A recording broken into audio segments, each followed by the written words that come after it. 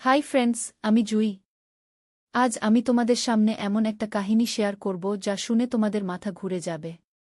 আমার বয়স 40 আর আমার ছেলে বিপ্লবের বয়স 21।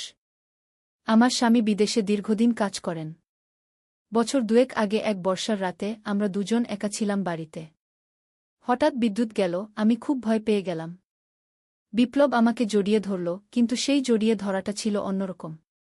ও আমার চুলে হাত বুলাতে লাগল এবং চুমু দিল, আর তারপর ও আমার সামনে হাঁটু গেড়ে বসে বলল, মা, আমি তোমাকে বিয়ে করতে চাই।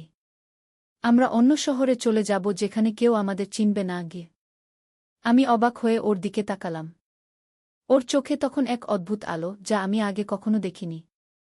আমি সেই মুহূর্তে কিছু বলতে পারিনি, শুধু অবাক চোখে ওর দিকে তাকিয়ে রইলাম। বিপ্লব আমার দুহাত ধরে আছে আর আমার দিকে এমনভাবে তাকাচ্ছে যেন আমার উত্তরের জন্য অপেক্ষা করছে। মা, তুমি কি আমাকে ভালোবাসো না? আমি কি তোমার কাছে কিছুই না? বিপ্লব জিজ্ঞেস করল, তার কণ্ঠে একটা কাঁপুনি। আমি তখনও কিছু বলতে পারছিলাম না। আমার বুকের ভেতর ধুকপুক করছিল, এক অদ্ভুত অনুভূতি আমাকে গ্রাস করেছিল। আমার এক হাত দিয়ে বিপ্লবের চুলে বিলি কাটলাম। ও আমার ছেলে, আমার রক্ত, আমার প্রাণ। আমি ওকে ভালোবাসি, কিন্তু যেভাবে ও চাচ্ছে।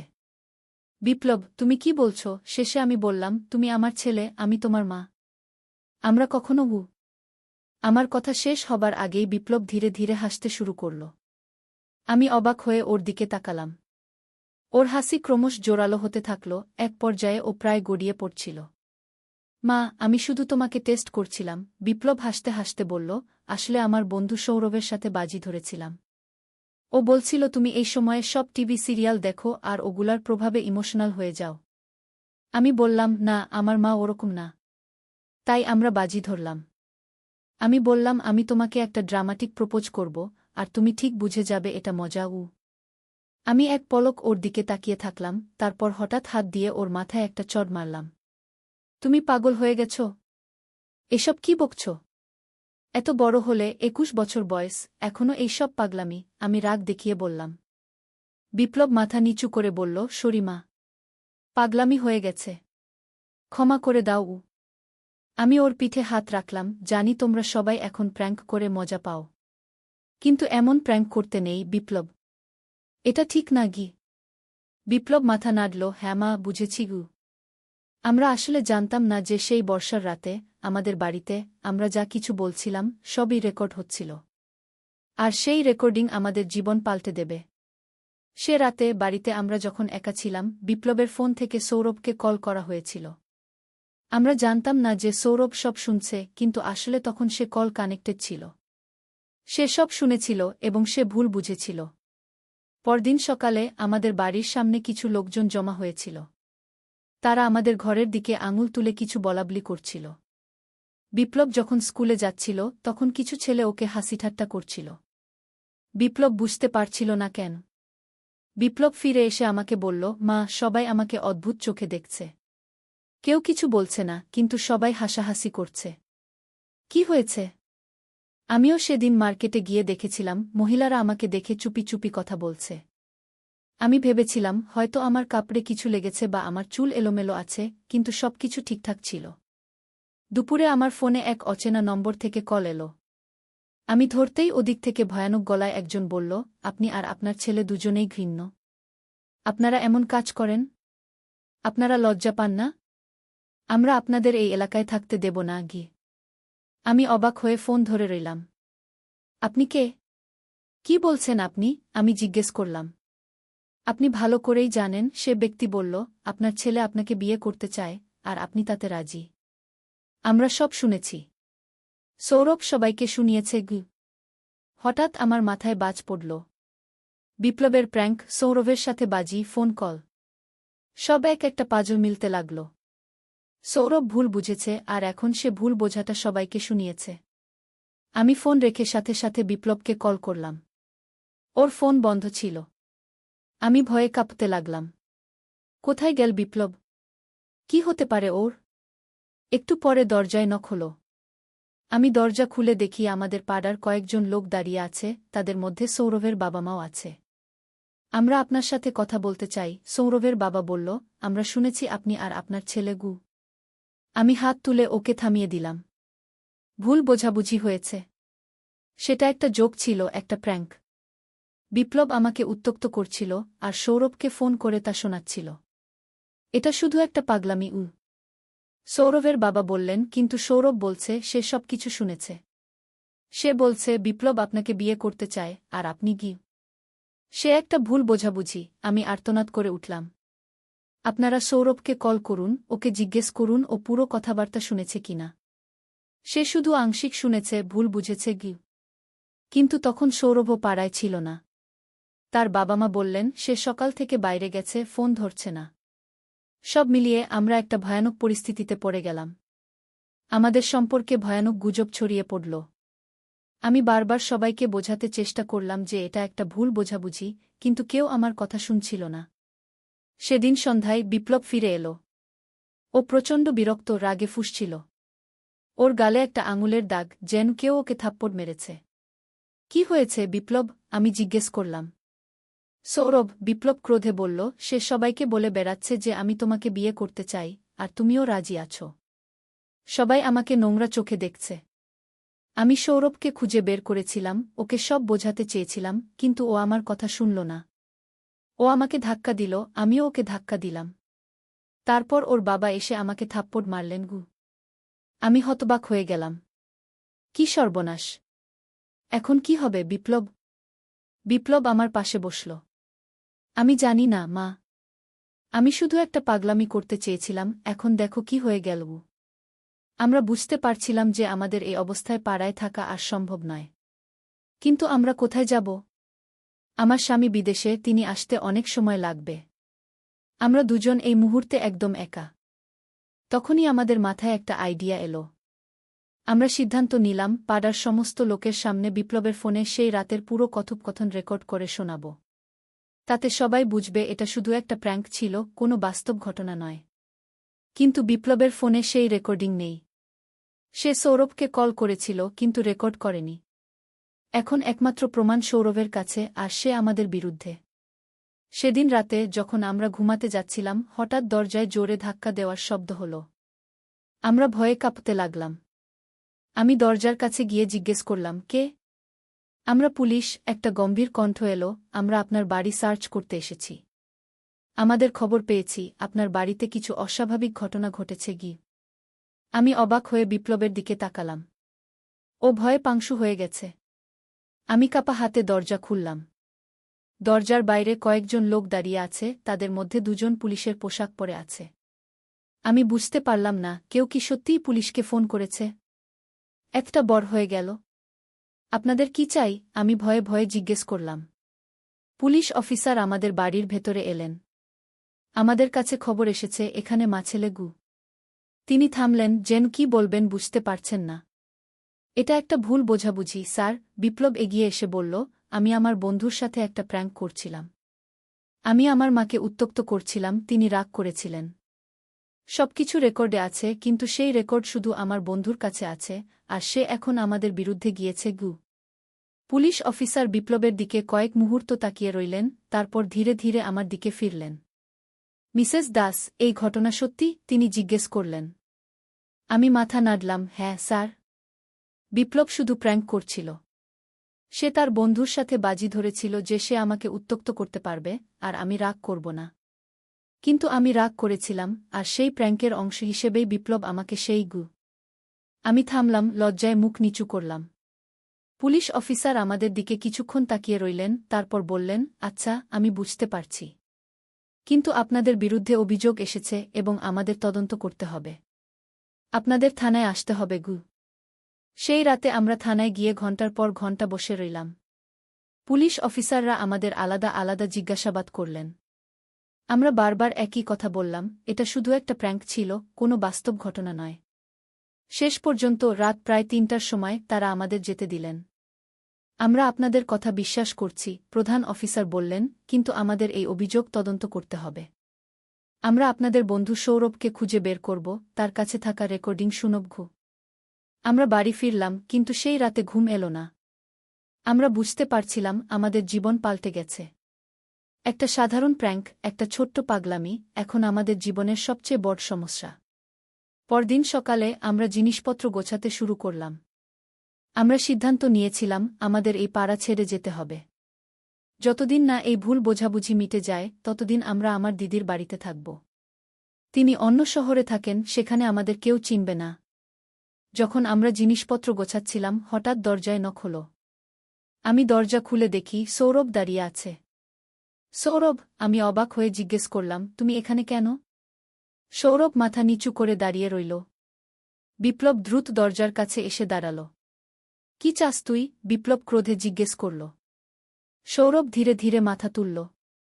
তার চোখে অশ্রু। আমি মাফ চাইতে এসেছি, সে বলল। আমি ভুল বুঝেছিলাম। গতকাল রাতে পুলিশ আমাকে ধরেছিল। আমি তাদের সব বলেছি, তারা আমার ফোনে থাকা রেকর্ডিং শুনেছে। তারা বুঝেছে এটা শুধু একটা প্র্যাঙ্ক ছিল। আমি ভুল বুঝেছিলাম, আর সেই ভুল বোঝাটা সবাইকে বলে বেরিয়েছিলাম। বিপ্লব কিছুক্ষণ সৌরভের দিকে তাকিয়ে রইল, তারপর হঠাৎ তাকে জড়িয়ে ধরল। তুই একটা বোকা, বিপ্লব বলল। এত বড় একটা ঝামেলা করে ফেলেছিস কি? সৌরভ বিপ্লবকে জড়িয়ে ধরে কাঁদতে লাগল। আমি জানি আমি খুব বোকামি করেছি। আমি সবাইকে ভুল বুঝিয়েছি। এখন আমি সবাইকে সত্যিটা বলে দেব। সেদিন সৌরভ পুরো পাড়া ঘুরে ঘুরে সবাইকে সত্যিটা বলল। সে বলল এটা শুধু একটা প্র্যাঙ্ক ছিল, একটা বাজি ছিল, এবং সে ভুল বুঝেছিল। ধীরে ধীরে লোকজন আমাদের বিশ্বাস করতে শুরু করল। কিন্তু তারপরও কিছু লোক আমাদের সন্দেহের চোখে দেখছিল। আমরা বুঝতে পারছিলাম এই পাড়ায় আমাদের আর শান্তিতে থাকা সম্ভব নয়। 1 মাস পর আমরা সিদ্ধান্ত নিলাম আমরা অন্য শহরে চলে যাব। আমার স্বামী ফিরে আসার পর আমরা তাকে সব বললাম। তিনি প্রথমে প্রচণ্ড রেগে গেলেন, কিন্তু পরে বুঝলেন এটা একটা ভুল বোঝাবুঝি। তিনি আমাদের সাথে অন্য শহরে যাবার সিদ্ধান্ত নিলেন। আমরা শিলিগুড়ি শহরে চলে এলাম। এটা আমাদের আগের শহর থেকে অনেক দূরে, পাহাড়ের কাছে। এখানে আমরা নতুন করে জীবন শুরু করলাম। আমার স্বামী এখানে একটা নতুন ব্যবসা শুরু করলেন, আমি একটা স্কুলে শিক্ষিকার চাকরি নিলাম, আর বিপ্লব কলেজে ভর্তি হল। কিন্তু আমরা জানতাম না যে সেই ভুল বোঝাবুঝি শেষ হয়নি। আমরা শিলিগুড়িতে প্রায় 6 মাস ছিলাম। সবকিছু ভালো চলছিল। আমরা নতুন বন্ধু পেয়েছিলাম, নতুন জীবন শুরু করেছিলাম। কিন্তু একদিন যখন আমি স্কুল থেকে ফিরছিলাম, আমি দেখলাম আমাদের বাড়ির সামনে একটা অচেনা গাড়ি দাঁড়িয়ে আছে। আমি বাড়িতে ঢুকে দেখি আমার স্বামী অবিনাশ এবং বিপ্লব দুজনেই বসার ঘরে বসে আছে, আর তাদের সামনে দুজন অচেনা লোক বসে আছে। জুই, এসো, অবিনাশ বললেন। ইনি অমিত বোস, পশ্চিমবঙ্গ পুলিশের সিআইডি থেকে এসেছেন। আর ইনি সৌমেন মুখার্জি, একজন সাংবাদিক। আমি অবাক হয়ে তাদের দিকে তাকালাম। সিআইডি? সাংবাদিক? কি ব্যাপার? অমিত বোস, যিনি মাঝবয়সী শক্তপোক্ত চেহারার এক লোক, আমার দিকে তাকিয়ে বললেন, মিসেস দাস, আমরা আপনাদের সম্পর্কে একটা তদন্ত করছি। আমাদের কাছে খবর আছে যে আপনাদের পরিবারে কিছু অস্বাভাবিক ঘটনা ঘটেছে। আমি বুঝতে পারলাম আবার সেই পুরনো ঘটনা। সেটা একটা ভুল বোঝাবুঝি ছিল। আমি অধৈর্য হয়ে বললাম, আমরা এই বিষয়ে পুলিশকে সব বলেছি। সৌমেন মুখার্জি, যিনি একজন তরুণ চশমা পরা লোক, মুচকি হেসে বললেন, আমরা সেই বিষয়ে জানি মিসেস দাস। কিন্তু আমরা আরও কিছু জানতে চাই। আমি একটা বিশেষ রিপোর্ট করছি, যেটা পারিবারিক সম্পর্কের জটিলতা নিয়ে গিয়ে। আমি হতবাক হয়ে গেলাম। আপনি আমাদের পরিবারকে এই রিপোর্টে অন্তর্ভুক্ত করতে চান? কিন্তু আমাদের তো কোনো জটিলতা নেই। অমিত বোস গম্ভীর গলায় বললেন, আমাদের কাছে খবর আছে যে আপনাদের আগের শহরে একটা বড় ঘটনা ঘটেছিল। আপনার ছেলে বিপ্লব এবং আপনার মধ্যে কিছু অস্বাভাবিক সম্পর্ক ছিল বলে গুজব ছিল। ওটা একটা প্র্যাঙ্ক ছিল। বিপ্লব চেঁচিয়ে উঠল, আমি আমার বন্ধুর সাথে বাজি ধরেছিলাম, তাই আমি মাকে উত্ত্যক্ত করছিলাম। সেটা কোনো সত্যি ঘটনা ছিল না। সৌমেন মুখার্জি তার নোটবুকে কিছু লিখলেন, তারপর বললেন, কিন্তু সেই গুজব এত বড় হয়ে গেল কেন? আপনারা শহর ছেড়ে চলে এলেন কেন? অবিনাশ এগিয়ে এলেন, দেখুন, আমরা একটা নতুন শুরু চেয়েছিলাম। সেই ঘটনার পর আমাদের পাড়ার লোকজন আমাদের সন্দেহের চোখে দেখছিল। আমরা সিদ্ধান্ত নিলাম আমরা অন্য জায়গা চলে যাব। অমিত বোস ধীরে ধীরে মাথা নাড়লেন, আচ্ছা, আমি বুঝতে পারছি। কিন্তু এখানে আরেকটা প্রশ্ন আছে।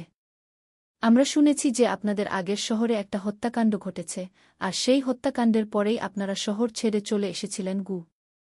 আমরা তিনজনই অবাক হয়ে তাদের দিকে তাকালাম। হত্যাকাণ্ড? আমি বিস্ময়ে জিজ্ঞেস করলাম, কোন হত্যাকাণ্ড? সৌমেন মুখার্জি আবার তার নোটবুকে কিছু লিখলেন। আপনাদের প্রতিবেশী সুরেশ সেন, তাকে তার বাড়িতে মৃত অবস্থায় পাওয়া গিয়েছিল, ঠিক আপনারা শহর ছাড়ার 1 সপ্তাহ আগে। আমি অবাক হয়ে অবিনাশের দিকে তাকালাম। তিনিও সমান বিস্মিত। সুরেশ সেন মারা গেছেন? আমরা তো কিছুই জানতাম না, অবিনাশ বললেন। অমিত বোস আমাদের প্রত্যেকের মুখের দিকে গভীরভাবে তাকিয়ে রইলেন, যেন আমাদের প্রতিক্রিয়া দেখে বুঝতে চাইছেন আমরা সত্যি বলছি কিনা। আপনাদের প্রতিবেশী ছিলেন, আপনারা জানেন না তিনি মারা গেছেন? আমরা জানতাম না। আমি সত্যিই অবাক হয়ে বললাম। আমরা শহর ছেড়ে চলে আসার আগে কয়েকদিন আমরা আমার দিদির বাড়িতে ছিলাম, যিনি সেই শহরের অন্য প্রান্তে থাকেন। হয়তো সেই সময়ে এই ঘটনা ঘটেছে। অবিনাশ জিজ্ঞেস করলেন, কিন্তু এই ঘটনার সাথে আমাদের কি সম্পর্ক? আপনারা কেন মনে করছেন আমরা এই বিষয়ে কিছু জানি? সৌমেন মুখার্জি এবার তার ব্যাগ থেকে একটা ফোল্ডার বের করলেন, তার ভেতর থেকে একটা ফটো বের করে আমাদের দেখালেন। এটা সুরেশ সেনের বাড়ির দেয়ালে পাওয়া গেছে। ফটোতে আমি দেখলাম সুরেশ সেনের বাড়ির দেয়ালে রক্ত দিয়ে লেখা আছে, মা ছেলে পাপের ফল। আমি ভয়ে শিউরে উঠলাম। এর অর্থ কি? কে এমন করল? অমিত বোস গম্ভীর গলায় বললেন, এটাই আমরা জানতে চাই। সেই গুজবের পর, যেটা আপনারা বলছেন একটা প্র্যাঙ্ক ছিল, এবং এই হত্যাকাণ্ডের মধ্যে কোনো সম্পর্ক আছে কিনা। অবিনাশ ক্রোধে উঠে দাঁড়ালেন। আপনি কি বলতে চাইছেন? আপনি কি ইঙ্গিত করছেন যে আমরা এই হত্যাকাণ্ডের সাথে জড়িত? সৌমেন মুখার্জি হাত তুলে অবিনাশকে শান্ত করার চেষ্টা করলেন। না না, আমরা সেটা বলছি না। আমরা শুধু তথ্য সংগ্রহ করছি। আমরা জানতে চাই সুরেশ সেন কে ছিলেন, আপনাদের সাথে তার কি সম্পর্ক ছিল। আমি ভেবে দেখলাম, সুরেশ সেন, তিনি আমাদের পাড়ার একজন বয়স্ক লোক ছিলেন। আমাদের সাথে তেমন কোনো সম্পর্ক ছিল না। তিনি একটু অদ্ভুত স্বভাবের ছিলেন, বেশিরভাগ সময় নিজের বাড়িতেই থাকতেন। অমিত বোস আমার কথা শুনে মাথা নাড়লেন। আমরা শুনেছি তিনি সেই গুজব ছড়াতে বেশ সাহায্য করেছিলেন। তিনি নাকি সবাইকে বলেছিলেন যে তিনি আপনাদের বাড়িতে অদ্ভুত শব্দ শুনেছিলেন। বিপ্লব ক্রোধে মুখ লাল করে বলল, সুরেশ কাকু বাড়িতে থাকতে থাকতে পাগল হয়ে গিয়েছিলেন। উনি সব সময় অদ্ভুত অদ্ভুত কথা বলতেন। কেউ তার কথা বিশ্বাস করত না। সৌমেন মুখার্জি আবার তার নোটবুকে কিছু লিখলেন, তারপর বললেন, কিন্তু তারপরও, তার মৃত্যুর পরেই আপনারা শহর ছেড়ে চলে এলেন। এটা একটা অদ্ভুত সাদৃশ্য, তাই না? অবিনাশ দৃঢ় গলায় বললেন, এটা একটা সাদৃশ্য মাত্র। আমরা সুরেশ সেনের মৃত্যুর বিষয়ে কিছুই জানতাম না। অমিত বোস এবার আমার দিকে তাকিয়ে জিজ্ঞেস করলেন, মিসেস দাস, আপনার স্বামী যখন বিদেশে ছিলেন, তখন আপনি সুরেশ সেনের সাথে কোনো সম্পর্ক রেখেছিলেন কি? তার সাথে আপনার কোনো বিরোধ ছিল কি? আমি অবাক হয়ে বললাম, না। আমি তার সাথে প্রায় কথাই বলতাম না। আমরা শুধু পাড়ার লোক হিসেবে একে অপরকে চিনতাম, এর বেশি কিছু না। সৌমেন মুখার্জি আবার তার ব্যাগ থেকে আরেকটা ফটো বের করলেন। এটা সুরেশ সেনের বাড়িতে পাওয়া গেছে। আপনি কি এটা চিনতে পারেন? আমি ফটোটা হাতে নিয়ে দেখলাম। এটা একটা পুরনো ফটো, যেখানে আমি, বিপ্লব এবং সুরেশ সেন একসাথে দাঁড়িয়ে আছি। আমি মনে করার চেষ্টা করলাম কবে এই ফটো তোলা হয়েছিল। এটা হয়তো পাড়ার কোনো অনুষ্ঠানে তোলা হয়েছিল। আমি বললাম, আমার মনে পড়ছে না ঠিক কবে। অমিত বোস গম্ভীর গলায় বললেন, ফটোর পিছনে একটা তারিখ লেখা আছে। এটা তোলা হয়েছিল ঠিক সেই বর্ষার রাতে, যেদিন আপনার ছেলে বিপ্লব সেই তথাকথিত প্র্যাঙ্ক করেছিল। আমি অবাক হয়ে ফটোটা উল্টে দেখলাম। সেখানে সত্যিই সেই তারিখ লেখা আছে। কিন্তু এটা কিভাবে সম্ভব? সেদিন রাতে তো বৃষ্টি হচ্ছিল, আমরা বাড়ি থেকে বেরোইনি। সৌমেন মুখার্জি ধীরে ধীরে মাথা নাড়লেন। সেটাই প্রশ্ন। এই ফটো কিভাবে সেদিন তোলা হলো, যদি আপনারা বাড়ি থেকে না বেরিয়ে থাকেন? বিপ্লব এবার উঠে দাঁড়াল। আমি এই ফটো কখনো দেখিনি। এটা আসল নয়। অমিত বোস ফটোটা আবার নিজের হাতে নিলেন। এটা একটা আসল ফটো, ফরেনসিক বিশেষজ্ঞরা এটা যাচাই করেছেন। আমরা তিনজনই হতবাক হয়ে একে অপরের দিকে তাকালাম। এমন একটা ফটো যেটা কখনো তোলা হয়নি, কিভাবে আসল হতে পারে? অবিনাশ ধীরে ধীরে বললেন, এটা হয়তো ফটোশপ করা হয়েছে। সৌমেন মুখার্জি এবার একটা চ্যালেঞ্জিং স্মাইল দিলেন। ফটোশপ? সেই সময়ে? আর কে করবে এমন কাজ? অমিত বোস উঠে দাঁড়ালেন। আমরা এখন যাব। আমরা আবার আসব, আরও কিছু প্রশ্ন নিয়ে। আপনারা শহর ছেড়ে যাবেন না, এটা আমাদের অনুরোধ। তারা চলে যাবার পর, আমরা তিনজন ঘণ্টার পর ঘণ্টা বসে আলোচনা করলাম। আমরা বুঝতে পারছিলাম না কি ঘটছে। সুরেশ সেনকে হত্যা করল? সেই ফটো কিভাবে তোলা হলো? আর কেনই বা আমাদের পরিবারকে এর সাথে জড়ানো হচ্ছে? সেদিন রাতে যখন আমরা ঘুমাবার জন্য প্রস্তুত হচ্ছিলাম, আমি হঠাৎ একটা বিষয় মনে করলাম। অবিনাশ, আমি বললাম, তুমি কি মনে করতে পারো সুরেশ সেন কখনো আমাদের বাড়িতে এসেছিলেন সেদিন? অবিনাশ চিন্তিত মুখে বললেন, আমি তো তখন বিদেশে ছিলাম, আমি কিভাবে জানব? আমি বিপ্লবের দিকে তাকালাম। বিপ্লব, সেদিন রাতে সুরেশ কাকু কি আমাদের বাড়িতে এসেছিলেন? বিপ্লব মাথা নাড়ল, না মা। সেদিন আমরা দুজন ছাড়া আর কেউ বাড়িতে ছিল না গি। আমি চিন্তিত হয়ে বললাম, কিন্তু সেই ফটো, এটা কিভাবে সম্ভব? অবিনাশ আমার হাত ধরলেন, এটা নিয়ে ভেব না। এটা নিশ্চয়ই কোনো ভুল। আমরা কাল সকালে আইনজীবীর সাথে কথা বলবো। পরদিন সকালে যখন আমরা আইনজীবীর অফিসে যাওয়ার জন্য প্রস্তুত হচ্ছিলাম, আমাদের ফোন বেজে উঠল। অবিনাশ ফোন ধরলেন, হ্যালো। তিনি কিছুক্ষণ শুনলেন, তারপর তার মুখ পাংশু হয়ে গেল। তিনি ফোনটা আমার দিকে বাড়িয়ে দিলেন, তোমার জন্য গু। আমি ফোন নিলাম, হ্যালো মিসেস দাস। একটা ভারী গলা ফোনে ভেসে এলো, আমি অমিত বোস বলছি। আমাদের আরেকটা সাক্ষ্য পাওয়া গেছে। সুরেশ সেনের হত্যার রাতে তার বাড়ির পাশে একটা গাড়ি দেখা গিয়েছিল, যেটার নম্বর প্লেট আপনার স্বামীর গাড়ির মতো গু। আমি অবাক হয়ে বললাম, কিন্তু সেটা কিভাবে সম্ভব? অবিনাশ তো তখন বিদেশে ছিলেন গু। হ্যাঁ, আমরা সেটা জানি, অমিত বোস বললেন, কিন্তু গাড়িটা আপনাদের, তাই না? আমি ভেবে দেখলাম, হ্যাঁ, সেটা আমাদের গাড়ি। কিন্তু অবিনাশ যখন বিদেশে ছিলেন, আমরা সেই গাড়ি ব্যবহার করতাম না। সেটা গ্যারেজে রাখা ছিল।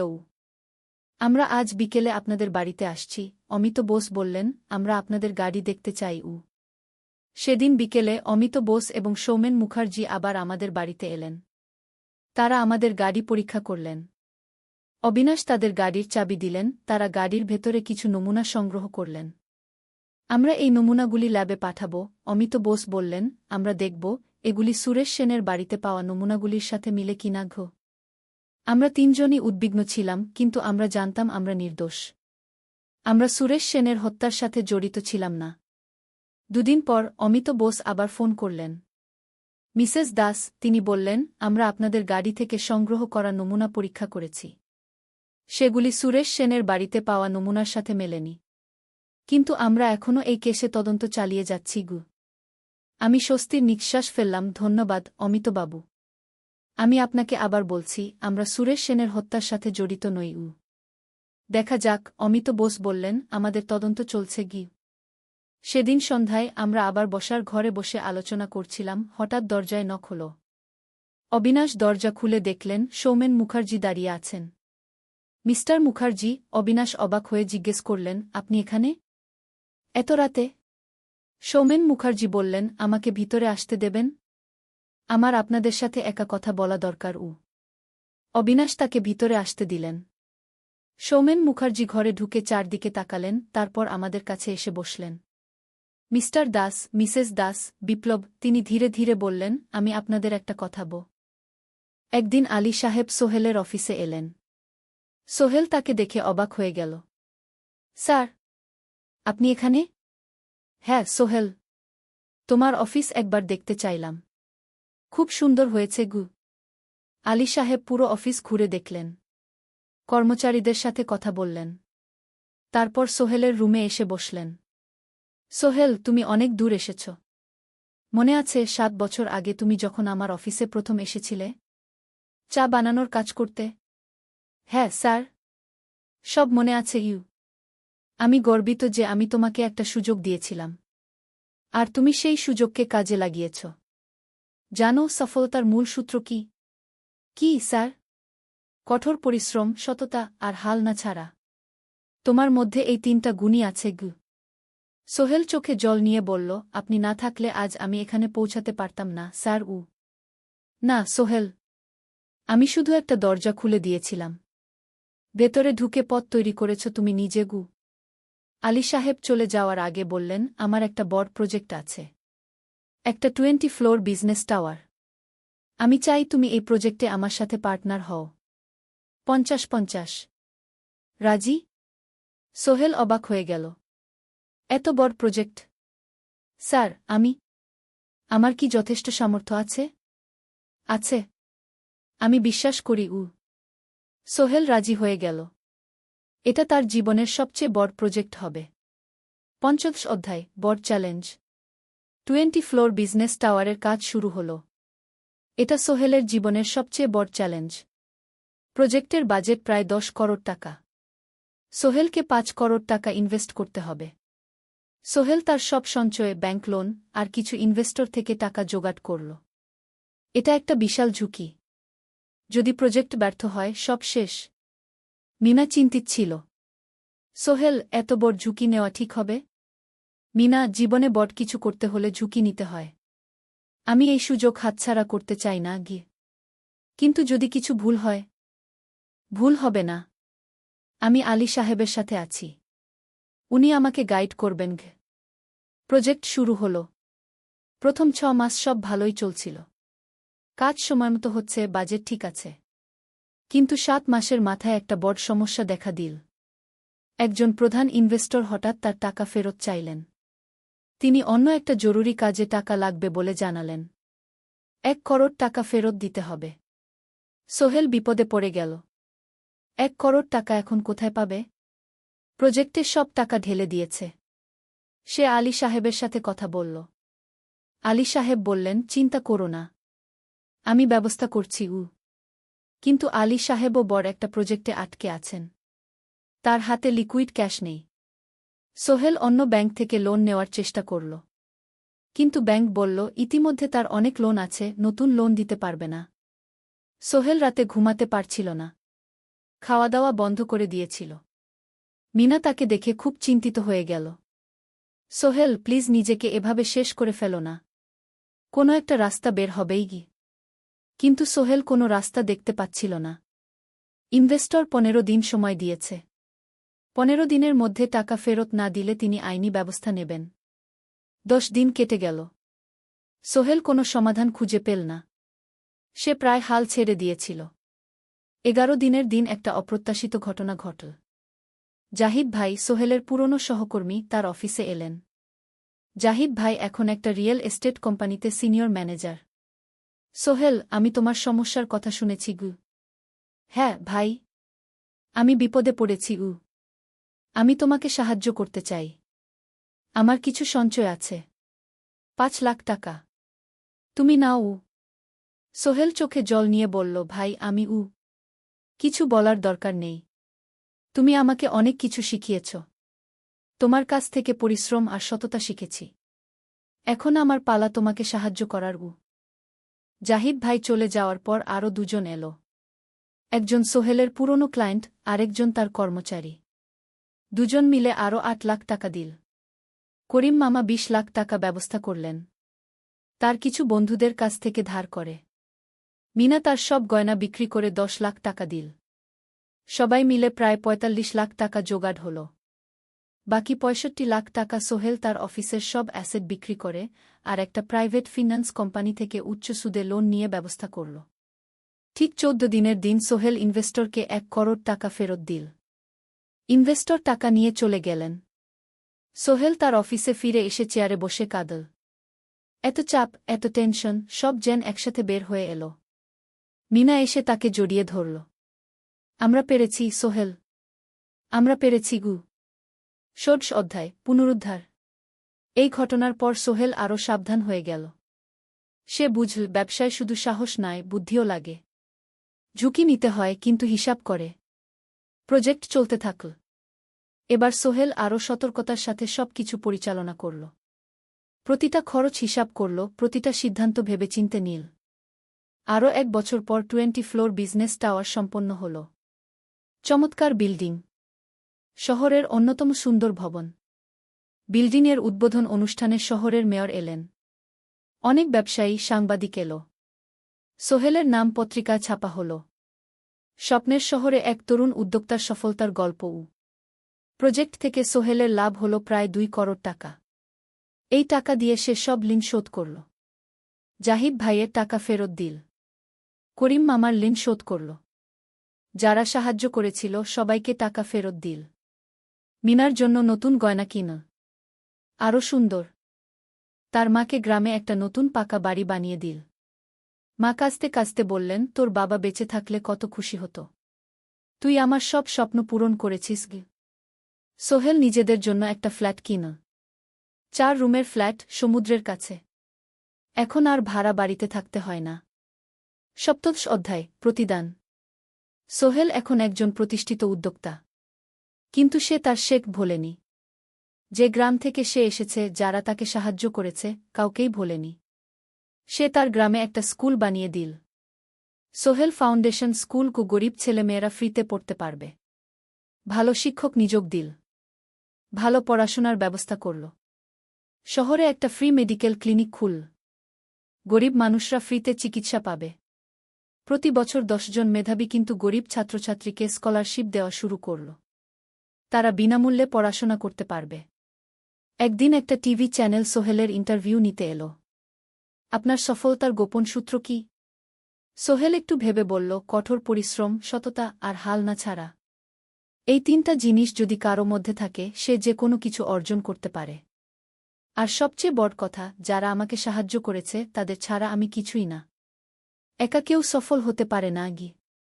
আপনার পরবর্তী স্বপ্ন কি? আমি চাই আরও মানুষকে সাহায্য করতে। আমার মতো যারা গ্রাম থেকে শহরে আসে তাদের জন্য একটা ট্রেনিং সেন্টার খুলব। তারা সেখানে বিভিন্ন স্কিল শিখতে পারবে, চাকরি পাবে, নিজের পায়ে দাঁড়াতে পারবে গু। অষ্টাদশ অধ্যায়, নতুন প্রজন্ম। আরও 5 বছর কেটে গেল। সোহেল এখন 45 বছরের। তার মেয়ে সারা এখন 9 বছরের। স্কুলে ক্লাস 4-এ পড়ে। খুব মেধাবী মেয়ে। একদিন সারা বাবাকে জিজ্ঞেস করল, বাবা, তুমি কিভাবে এত বড় হলে? আমার বন্ধুরা বলে তুমি একজন সফল মানুষ গো। সোহেল তাকে কোলে নিয়ে বসল। বাবা, তুমি জানো তোমার দাদু ছিলেন একজন স্কুল শিক্ষক। খুব সৎ মানুষ। কিন্তু আমরা গরিব ছিলাম। আমি রিকশা চালাতাম গো। রিকশা? সত্যি? হ্যাঁ। তারপর আমি এই শহরে এলাম। অনেক কষ্ট করেছি। কিন্তু হাল ছাড়িনি। মানুষ আমাকে সাহায্য করেছে। আর আমি কঠোর পরিশ্রম করেছি। বাবা, আমিও কি তোমার মতো হতে পারব? অবশ্যই পারবে বাবা। তবে মনে রেখো, সফলতা মানে শুধু টাকা পয়সা না। সফলতা মানে ভালো মানুষ হওয়া, অন্যদের সাহায্য করা, সৎ থাকা গু। সারা মাথা নাডল। আমি ভালো মানুষ হব বাবাগু। সোহেল তার মেয়েকে জড়িয়ে ধরল। মনে মনে ভাবল, তার জীবনের সব কষ্ট সার্থক হয়েছে। মিনা রান্নাঘর থেকে ডাকল, খাবার তৈরি। এসো। সোহেল সারাকে নিয়ে ডাইনিং টেবিলে গেল। ঋতু এসেছে। সে এখন বিয়ে করেছে, তার একটা ছেলে হয়েছে। সোহেলের মা মাঝে মাঝে চট্টগ্রামে বেড়াতে আসেন। আজও এসেছেন। সবাই মিলে খেতে বসল। হাসিগল্পে ভরা পরিবার। সোহেল তাকাল তার মায়ের দিকে, মিনার দিকে, সারার দিকে, ঋতুর দিকে। মনে হল, জীবনে আর কি চাই? খাওয়া শেষে সবাই বসে রইল। গল্প করছিল। হঠাৎ সোহেলের ফোন বাজল। অফিস থেকে। একটা জরুরি বিষয়। সোহেল ফোন রেখে দিয়ে মিনাকে বলল, একটা নতুন প্রজেক্টের প্রস্তাব এসেছে। একটা এতিমখানা বানানোর কাজ। সরকারি প্রজেক্ট। তুমি নেবে? অবশ্যই। এটা আমার স্বপ্নের প্রজেক্ট। যেসব বাচ্চাদের বাবা মা নেই তাদের জন্য একটা সুন্দর জায়গা। মিনা হাসল। তুমি কখনো বদলাও না। এখনো অন্যদের কথা ভাবো। এটাই তো জীবন মিনা। শুধু নিজের জন্য বাঁচলে কি হবে? 49 অধ্যায়, উত্তরাধিকার। 10 বছর আরও কেটে গেল। সোহেল এখন 55 বছরের। তার চুলে পাক ধরেছে। কিন্তু শক্তি এখনো আগের মতোই। সারা এখন 19 বছরের। সে বিশ্ববিদ্যালয়ে ইঞ্জিনিয়ারিং পড়ছে। সে চায় বাবার মতো কনস্ট্রাকশন ইন্ডাস্ট্রিতে কাজ করতে। একদিন সারা বাবাকে বলল, বাবা, আমি তোমার কোম্পানিতে কাজ করতে চাই।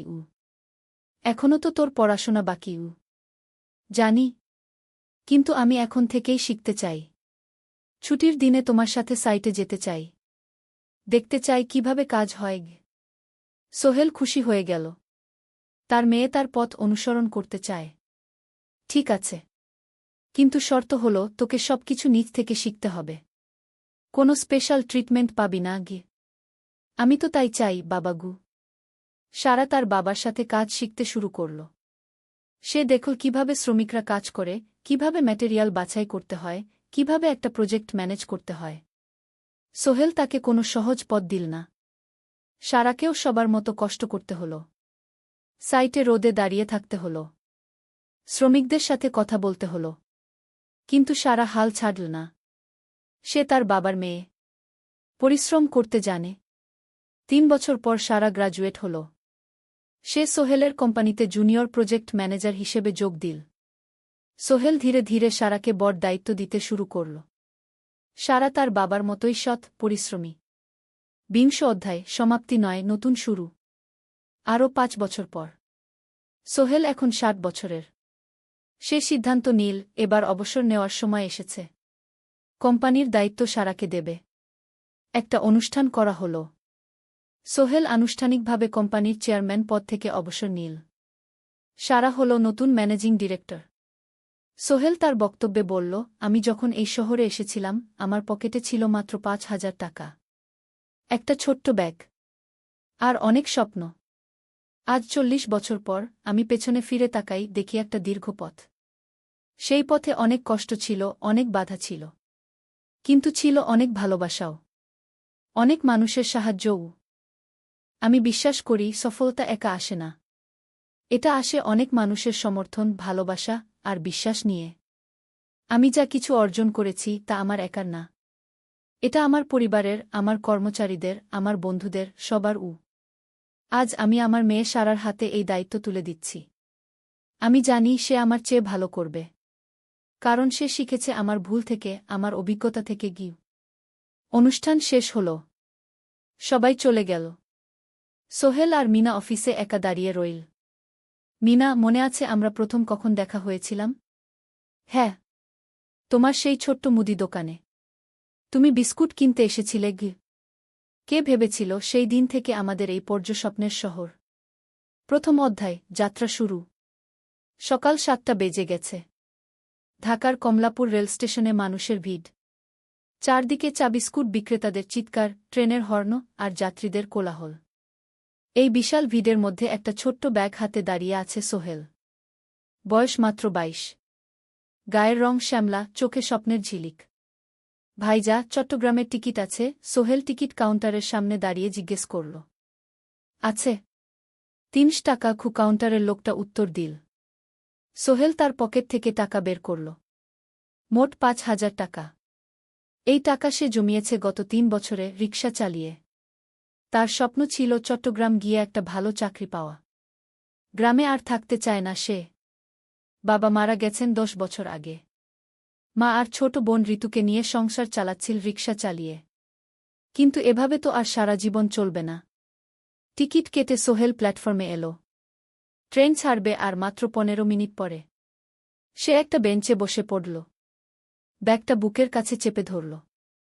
এই ব্যাগে আছে তার সব সম্পদ, কিছু কাপড়, একটা ছোট্ট ফটো ফ্রেমে বাবা মায়ের ছবি, আর কিছু টাকা।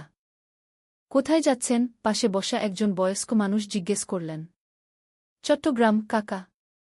চাকরি খুঁজতে যাচ্ছি। কে? সোহেল বিনয়ের সাথে উত্তর দিল। ভালো। তবে শহরে সাবধানে থাকবেন। শহর মানে অনেক সুযোগ, কিন্তু অনেক ফাঁদও আছে। বয়স্ক লোকটা বললেন। সোহেল মাথা নাড়ল। সে জানে শহরের জীবন সহজ না। কিন্তু তার কোনো বিকল্প নেই। গ্রামে রিকশা চালিয়ে মাসে 3,500 টাকা আয় হতো। তার মধ্যে সংসার চালাতে হতো, বোনের স্কুলের খরচ দিতে হতো, মায়ের ওষুধের খরচ দিতে হতো। কিছুই বাঁচত না। আর এই জীবন থেকে বেরোনোর একটাই পথ, শহরে গিয়ে ভালো কাজ খুঁজে নেওয়া। সোহেল মনে মনে ভাবল তার বাবার কথা। বাবা ছিলেন একজন স্কুল শিক্ষক। খুব সৎ মানুষ ছিলেন। সবসময় বলতেন, সোহেল, তুই লেখাপড়া শিখে বড় মানুষ হবি। আমাদের পরিবারে আর কেউ বড় চাকরি করেনি। তুই করবি। কিন্তু বাবা যখন মারা গেলেন তখন সোহেল মাত্র এসএসসি পরীক্ষা দিয়েছে। ফলাফল ভালো হয়েছিল, জিপিএ অর্ধচতু। কিন্তু বাবার মৃত্যুর পর আর পড়া হল না। পরিবারের দায়িত্ব নিতে হল। ট্রেন ছাড়ল। সোহেল জানালার পাশে বসে বাইরে তাকাল। ধানক্ষেত, নদী, ছোট ছোট গ্রাম, সব পেছনে ফেলে ট্রেন এগিয়ে চল। সোহেলের মনে হল সে যেন তার পুরনো জীবনটাকেও পেছনে ফেলে আসছে। ট্রেনে একজন হকার এসে চা বিক্রি করছিল। সোহেল একটা চা কিনল। 10 টাকা। চা খেতে খেতে সে ভাবছিল চট্টগ্রাম পৌঁছে কি হবে। করিম মামা তাকে সাহায্য করবেন তো?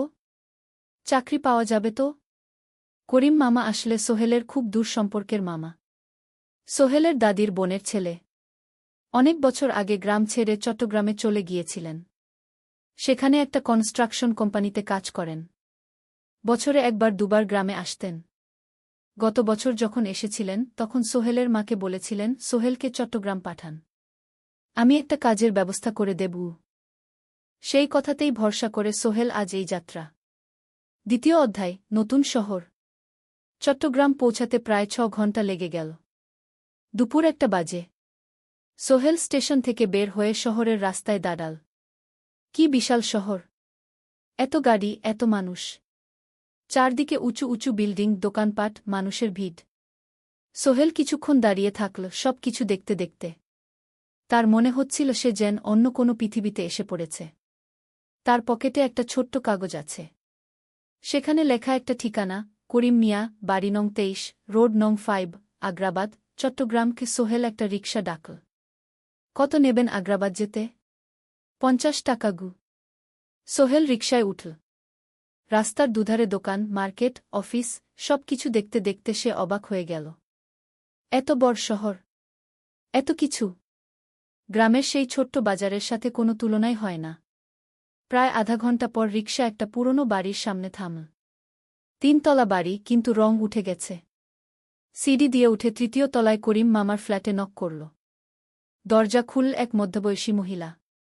কে? আসসালামু আলাইকুম আপা। আমি সোহেল। নোয়াখালীর গ্রাম থেকে এসেছি। করিম মামা বাড়িতে আছেন? মহিলা তাকে মাথা থেকে পা পর্যন্ত দেখল। করিম তো অফিসে গেছে। তুমি কে? কোথা থেকে এসেছ? সোহেল সব খুলে বলল। মহিলা তাকে ভেতরে ঢুকতে দিল। বসো। করিম সন্ধ্যায় ফিরবে গু। ফ্ল্যাটটা ছোট। ২টো রুম, একটা ছোট্ট রান্নাঘর আর একটা বাথরুম। কিন্তু সোহেলের কাছে খুব সুন্দর লাগল। গ্রামের সেই টিনের ঘরের চেয়ে তো অনেক ভালো। মহিলা তার নাম জানাল সালমা। করিম মামার স্ত্রী। তাদের ২টো ছেলে, একজন ক্লাস 8-এ পড়ে, আরেকজন ক্লাস 5-এ। খেয়েছ? সালমা আপা জিজ্ঞেস করল। না আপা গু। অপেক্ষা করো। ভাত আছে, মাছ আছে। খাও। সোহেল প্রথমে রাজি হতে চাইল না। কিন্তু খুব খিদে পেয়েছিল। সকাল থেকে শুধু একটা চা আর বিস্কুট খেয়েছে। খাওয়া দাওয়ার পর সোহেল বসে রইল। সালমা আপা তাকে গল্প করতে লাগল। তোমার মা কেমন আছেন? তোমার বোন? ভালো আছে আপা। মার একটু গেটে বাত আছে। ওষুধ খাচ্ছেন। বোন স্কুলে পড়ে কু। তুমি কি করতে চাও এখানে? চাকরি খুঁজছি আপা। যে কোনো কাজ করব। বাসায় মা আর বোনকে টাকা পাঠাতে হবে। সালমা আপা মাথা নাড়ল। করিম তোমার জন্য কিছু একটা করবে। সে ভালো মানুষ গ। সারাদিন অপেক্ষা করু সোহেল। সন্ধ্যা ৬টায় করিম মামা ফিরলেন। ৫০-এর কাছাকাছি বয়স, কালো রঙের প্যান্ট শার্ট পরা, হাতে একটা ব্যাগ। আরে সোহেল, কবে এলি? করিম মামা খুশি হয়ে বললেন। আজ সকালে মামা গু। করিম মামা তাকে জড়িয়ে ধরলেন। অনেকদিন পর দেখলাম। কেমন আছিস? ভালো আছি মামা গি। ভালো করেছিস এসে। এখানে অনেক সুযোগ আছে। তোর জন্য একটা কাজের ব্যবস্থা করে দেব। তবে প্রথমে কয়েকদিন এখানে থাক। শহরটা একটু চিনে নে। তারপর কাজে যোগ দিবি। সোহেলের মনে আসার আলো জ্বল। সে ভাবল হয়তো তার ভাগ্য এবার পাল্টাবে। ৩য় অধ্যায়, প্রথম চাকরি। ১ সপ্তাহ পরে করিম মামা সোহেলকে তার কোম্পানিতে নিয়ে গেলেন। কোম্পানির নাম আলামিন কনস্ট্রাকশন। অফিসটা শহরের কেন্দ্রে ৫ তলা একটা বিল্ডিংয়ের দোতলায়। মালিক আলী সাহেব। ৫০-এর কাছাকাছি বয়স, মোটা চেহারা, চোখে সোনার ফ্রেমের চশমা। বড়লোক মানুষ, কিন্তু খুব কড়া। এই ছেলেটাকে কি কাজে লাগাবেন? আলী সাহেব করিম মামাকে জিজ্ঞেস করলেন। স্যার, ও আমার আত্মীয়। গ্রাম থেকে এসেছে। খুব পরিশ্রমী। যে কোনো কাজে লাগাতে পারেন। আলী সাহেব সোহেলের দিকে তাকালেন। তুমি কি পড়েছ? Sir, SSC pass. জিপিএ অর্ধচতু। হুম। ভালো। কম্পিউটার চালাতে পারো? না স্যার, পারি না। কিন্তু শিখতে চাই। আলী সাহেব একটু ভাবলেন। ঠিক আছে, তোমাকে অফিসের কাজে রাখব। ফাইল গুছানো, চা বানানো, কাগজপত্র নিয়ে যাওয়া, না এসব। মাসে ৫,০০০ টাকা। রাজি আছো? জি স্যার। সোহেল খুশি হয়ে গেল। ৫,০০০ টাকা। রিকশা চালিয়ে ৩,৫০০ পেত। এখানে ৫,০০০। কাজ শুরু হলো পরদিন থেকে। সকাল ৮টায় অফিসে যেতে হয়, ফিরতে হয় সন্ধ্যা ৭টায়। প্রথম দিন সোহেল ঘুম থেকে উঠল ভোর ৫টায়। তৈরি হয়ে ৭:৩০ অফিসের উদ্দেশ্যে বের হল। করিম মামার বাড়ি থেকে অফিস প্রায় ৫ কিলোমিটার। বাসে যেতে হয়। অফিসে পৌঁছে সোহেল দেখল সেই প্রথম আলী সাহেব এখনও আসেননি। অফিস খোলা ছিল না। ৮-১০ মিনিট পর একজন লোক এসে অফিস খুল। তুমি নতুন? জি। আমি সোহেল। আমি জাহিদ, অ্যাসিস্ট্যান্ট ম্যানেজার। এসো। জাহিদ ভাই সোহেলকে সব কিছু দেখাল। অফিসে মোট ৬ জন কর্মচারী। ২ জন ইঞ্জিনিয়ার, একজন অ্যাকাউন্ট্যান্ট, একজন অ্যাসিস্ট্যান্ট ম্যানেজার, জাহিদ ভাই, একজন রিসেপশনিস্ট, আর এখন সোহেল। সোহেলের কাজ শুরু হলো চা বানানো দিয়ে। তারপর অফিস পরিষ্কার করা, ফাইল গুছানো, কাগজপত্র এক জায়গা থেকে আরেক জায়গায় নিয়ে যাওয়া। কাজ কঠিন না, কিন্তু সারাদিন দৌড়ঝাঁপ করতে হয়। দুপুরে খাবারের জন্য আধা ঘন্টা বিরতি। সোহেল একটা ছোট হোটেলে গিয়ে ভাতডাল তরকারি খেল। ৫০ টাকা। সন্ধ্যায় অফিস বন্ধ হল। সোহেল ক্লান্ত হয়ে বাসায় ফিরল। কেমন লাগল প্রথম দিন? করিম মামা জিজ্ঞেস করলেন। ভালো মামা। অনেক কিছু শিখলাম। প্রথম মাসের শেষে সোহেল বেতন পেল ৫,০০০ টাকা। সে ৩,০০০ টাকা মাকে পাঠাল। মা ফোনে কাঁদতে লাগলেন। আল্লাহ তোকে ভালো রাখুক সোহেল। সোহেলের চোখেও জল এলো। তার মনে হল সে একটা বড় কাজ করতে পেরেছে। চতুর্থ অধ্যায়, শহরের জীবন। ৩ মাস কেটে গেল। সোহেল এখন শহরের সাথে মিশে গেছে। প্রতিদিন অফিসে যাওয়া আসার পথে সে দেখে হাজারো মানুষের জীবন। কেউ সফল, কেউ ব্যর্থ, কিন্তু সবাই চলছে নিজের পথে। সোহেল অফিসের কাজের পাশাপাশি কম্পিউটার শেখার চেষ্টা করছে। অফিসে একটা কম্পিউটার আছে। যখন কেউ ব্যবহার করে না, তখন সোহেল একটু একটু শিখার চেষ্টা করে। জাহিদ ভাই তাকে সাহায্য করেন। সোহেল, তুমি যদি কম্পিউটার ভালোভাবে শিখতে পারো, তাহলে তোমার ভবিষ্যৎ উজ্জ্বল। জাহিদ ভাই একদিন বললেন। কিভাবে শিখব ভাই? ট্রেনিং সেন্টারে যাও। সন্ধ্যায় ক্লাস আছে। মাসে ২,০০০ টাকা লাগবে গি। সোহেল ভাবল, ২,০০০ টাকা অনেক, কিন্তু এটা বিনিয়োগ, ভবিষ্যতের জন্য। সে একটা ট্রেনিং সেন্টারে ভর্তি হল। সপ্তাহে ৩ দিন, সন্ধ্যা ৭:৩০ থেকে রাত ৯টা পর্যন্ত ক্লাস। কম্পিউটারের basic, MS Word, Excel, PowerPoint, internet ব্যবহার। একদিন অফিস থেকে ফেরার সময় সোহেল একটা দোকানে চা খেতে গেল। দোকানের পাশেই একটা ছোট্ট মুদি দোকান। সেখানে একটা মেয়ে বসে আছে। বয়স হবে ২০-এর কাছাকাছি। সাদাসিধে চেহারা, সাদা শাড়ি পরা, কিন্তু চোখে এক ধরনের দৃঢ়তা। ভাইজা, ১ প্যাকেট বিস্কুট দেন কি? সোহেল বলল। মেয়েটা বিস্কুট দিল। ২০ টাকা। সোহেল টাকা দিয়ে যাচ্ছিল, হঠাৎ মেয়েটা বলল, আপনি নতুন এসেছেন এই এলাকায়, তাই না? হ্যাঁ। ৩ মাস হল। কিভাবে বুঝলেন? আপনার চেহারা দেখেই বোঝা যায়। এখনও গ্রামের ছোঁয়া আছে। আর আপনি প্রতিদিন এই পথ দিয়ে যান। দেখেছি কি? মেয়েটা হাসল। সোহেলও হেসে ফেল। আপনি খুব পর্যবেক্ষক মনে হচ্ছে গি। জীবনে অনেক কিছু দেখেছি, তাই মানুষকে চিনতে শিখেছি গি। আপনার নাম? মিনা। এই দোকান আমার বাবার। উনি অসুস্থ, তাই আমি দেখছি গু। সেদিন থেকে সোহেল প্রায়ই সেই দোকানে যেতে শুরু করল। মিনার সাথে গল্প করত। ধীরে ধীরে তাদের মধ্যে একটা বন্ধুত্ব তৈরি হল। মিনাও তার জীবনের গল্প বলল। মিনার মা মারা গেছেন যখন সে মাত্র ৭ বছরের। বাবা আব্দুল হামিদ একা হাতে মিনাকে বড় করেছেন। মুদি দোকান দিয়ে সংসার চালান। মিনা কলেজে পড়ে, অনার্স 2nd ইয়ার। সকালে কলেজে যায়, দুপুরে ফিরে এসে দোকান সামলায়। বাবার হার্টের সমস্যা আছে, তাই ভারী কাজ করতে পারেন না। তোমার স্বপ্ন কি? একদিন সোহেল জিজ্ঞেস করল। গ্র্যাজুয়েশন শেষ করে একটা ভালো চাকরি করব। তারপর বাবাকে ভালো চিকিৎসা করাব। তুমি? আমিও চাকরি করে পরিবারকে ভালোভাবে দেখভাল করতে চাই। মা আর বোনকে নিয়ে শহরে আনব একদিন ঘু। দুজনেই নিজেদের স্বপ্নের কথা বলতে গিয়ে বুঝল তাদের স্বপ্ন অনেকটা একই রকম। পঞ্চম অধ্যায়, বিপদ। 6 মাস কেটে গেল। সোহেল এখন আলী সাহেবের খুব প্রিয় কর্মচারী। সে শুধু চা বিস্কুট দেওয়ার কাজই করে না, এখন কম্পিউটারেও কিছু কাজ শিখেছে। ছোটখাটো টাইপিং, ডেটা এন্ট্রি এসব করতে পারে। আলী সাহেব খুশি হয়ে তার বেতন বাড়িয়ে 8,000 টাকা করে দিয়েছেন। একদিন রাতে সোহেল অফিস থেকে ফিরছিল। সেদিন একটু দেরি হয়ে গেছে। রাত প্রায় 9টা। সাধারণত সোহেল সন্ধ্যা 7:30টায় ফিরে। কিন্তু সেদিন অফিসে একটা জরুরি কাজ ছিল। বাস থেকে নেমে সোহেল বাড়ির দিকে হাঁটছিল। হঠাৎ একটা অন্ধকার গলিতে 3 জন লোক তাকে ঘিরে ধরল। তাদের চেহারা দেখেই বোঝা যাচ্ছিল ভালো উদ্দেশ্য নিয়ে আসেনি। টাকা দে, তাড়াতাড়ি, একজন বলল। তার হাতে একটা ছুরি। সোহেল ভয় পেয়ে গেল। ভাই, আমার কাছে খুব কম টাকা আছে গি। যা আছে দে, তাড়াতাড়ি করো। সোহেল কাঁপতে কাঁপতে তার পকেট থেকে 5 টাকা বের করে দিল। এই টাকা দিয়ে সে বাজার করবে ভেবেছিল। কিন্তু ছিনতাইকারীরা সন্তুষ্ট হল না। শুধু 5 টাকা? তোর ব্যাগে কি আছে? তারা সোহেলের ব্যাগ কেড়ে নিল।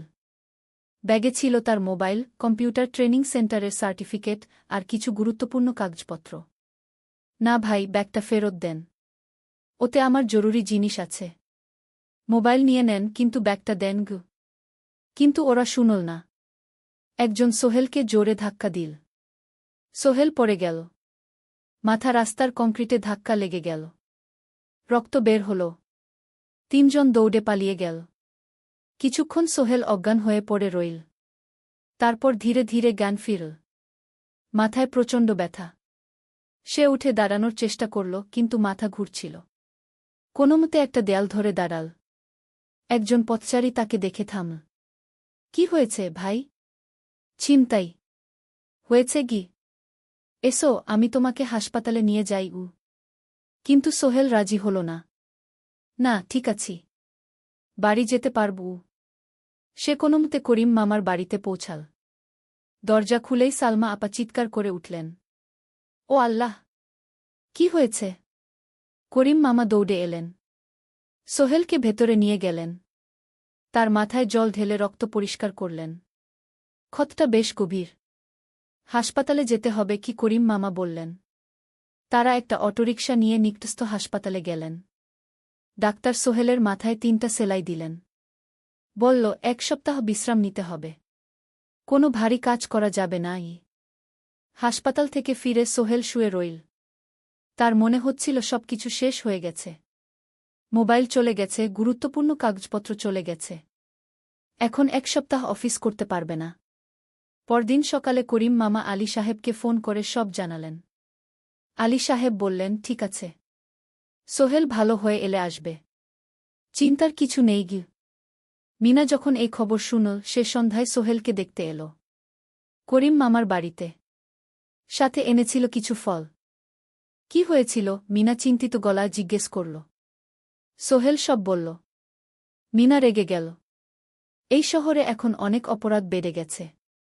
পুলিশ কিছু করে না। তুমি পুলিশে রিপোর্ট করেছ? না। লাভ নেই। তবুও করা উচিত। তোমার মোবাইলটা হয়তো খুঁজে পাওয়া যাবে গি। করিম মামা সোহেলকে নিয়ে পুলিশ স্টেশনে গেলেন। জেনারেল ডায়েরি করলেন। কিন্তু পুলিশ খুব একটা আশা দিল না। দেখি কিছু করা যায় কিনা গু। সোহেল বুঝল মোবাইল আর ফিরবে না। সেই 1 সপ্তাহ সোহেলের জীবনের সবচেয়ে কঠিন সময় ছিল। সে শুধু শারীরিকভাবেই ক্ষতিগ্রস্ত হয়নি, মানসিকভাবেও ভেঙে পড়েছিল। প্রতিরাতে দুঃস্বপ্ন দেখত। সেই 3 জন ছিনতাইকারীর মুখ ভুলতে পারছিল না। মিনা প্রায় প্রতিদিন আসত। তাকে সাহস দিত। তুমি হাল ছেড়ো না সোহেল। জীবনে এরকম খারাপ সময় আসে। কিন্তু এটা কাটিয়ে ওঠাই হলো আসল বীরত্ব। সোহেলের মা গ্রাম থেকে ফোন করতেন। করিম মামার মোবাইল থেকে। তুই ভালো আছিস তো? সোহেল মাকে সব সত্যি বলেনি। শুধু বলেছে, হ্যাঁ মা, ভালো আছি। একটু জ্বর হয়েছিল। এখন ভালো। এক সপ্তাহ পর সোহেল আবার অফিসে গেল। আলী সাহেব তাকে দেখে খুশি হলেন। কেমন আছো? ভালো আছি স্যার। ঠিক আছে। তবে প্রথম কয়েকদিন হালকা কাজ করবে। সোহেল আবার কাজে মন দিল। কিন্তু একটা জিনিস তাকে খুব কষ্ট দিচ্ছিল, তার মোবাইল নেই। মায়ের সাথে কথা বলতে পারছে না নিয়মিত। করিম মামার মোবাইল চাইতে সংকোচ লাগে। একদিন জাহিদ ভাই তাকে ডাকলেন। সোহেল, আমার একটা পুরনো মোবাইল আছে। তুমি ব্যবহার করো? না ভাই, আমি নাও। আমার কাজে লাগছে না। তুমি রাখো। সোহেল কৃতজ্ঞতায় প্রায় কেঁদে ফেল। ধন্যবাদ ভাই।